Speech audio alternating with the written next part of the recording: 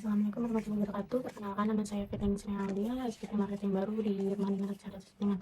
Kali ini Firda bakalan memaparkan materi tentang yang berjudul mengenal lebih dekat tentang konsumen.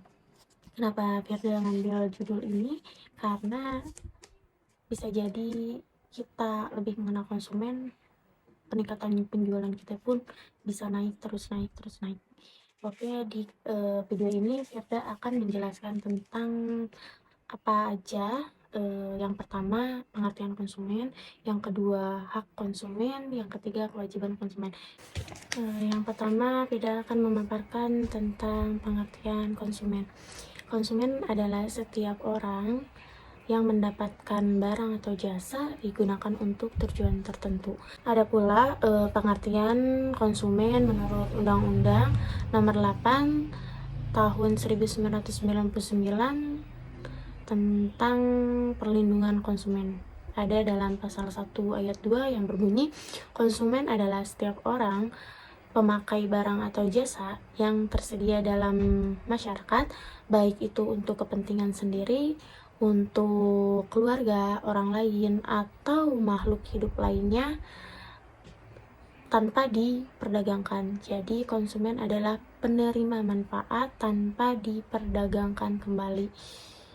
Seperti itu. Jadi misal pun ada konsumen yang membeli barang atau jasa, itu dipastikan akan dimanfaatkan oleh dirinya sendiri atau keluarga, kerabat lainnya, atau makhluk hidup lainnya.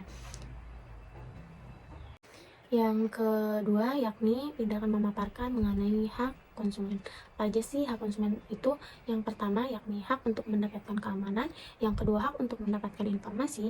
Yang ketiga, yakni hak untuk memilih. Yang terakhir, hak untuk didengar.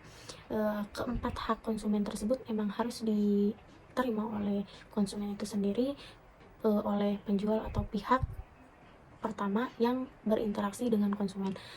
Yang pertama, Firda akan menjelaskan mengenai hak untuk mendapatkan keamanan.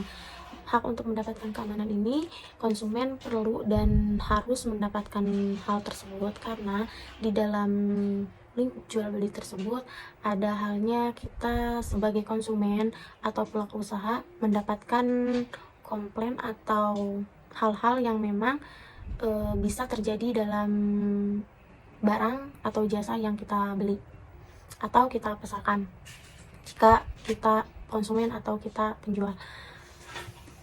Hak untuk mendapatkan keamanan itu dipastikan konsumen itu dapat menerima barang atau jasa tersebut itu dengan keadaan yang tidak melanggar undang-undang, bukan barang atau jasa yang berbahaya, dan barang atau jasa yang memang diperuntukkan untuk diperjualbelikan. Yang kedua, yakni hak untuk mendapatkan informasi. Bahwasannya konsumen itu mempunyai hak untuk mendapatkan informasi dari segala sesuatu barang atau jasa yang mereka beli. Yang ketiga, yakni hak untuk memilih. Konsumen mempunyai hak untuk memilih barang atau jasa yang akan diperlukan untuk dirinya sendiri, keluarga atau kerabat, dan makhluk lainnya, tanpa ada paksaan dari penjual atau dari pihak manapun, karena konsumen tersebut mempunyai hak untuk memilih sesuai dengan kebutuhan masing-masing konsumen. Yang keempat, yakni hak untuk didengar. Konsumen pun mempunyai hak untuk didengar jika di kemudian hari akan adanya kecacatan ataupun di kemudian hari bakalan ada hal-hal yang tidak terduga setelah membeli barang atau jasa yang dibeli oleh konsumen.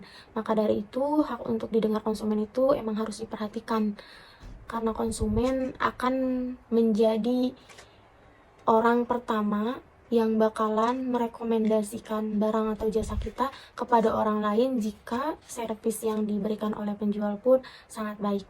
Oke, dari hak konsumen itu yang bisa kita paparkan. Lanjut ke poin ketiga, yakni kewajiban konsumen. Kewajiban konsumen itu apa aja sih?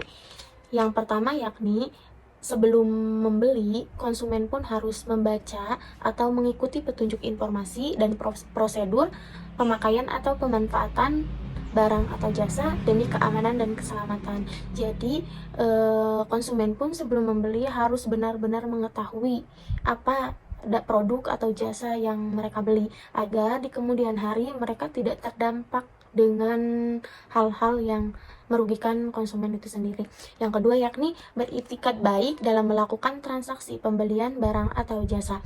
Dari itu beritikat baik dengan melakukan transaksi pembelian barang atau jasa di sini itu yakni jika penjual dan pembeli tersebut tidak dengan melakukan hal yang tidak senonoh atau konsumen menjadi kasar saat transaksi jual beli tersebut, atau konsumen dengan nada yang arogan. Jadi bisa dipastikan konsumen dan penjual pun harus dengan beritikat baik tanpa ada kekerasan atau hal-hal yang dilarang oleh undang-undang.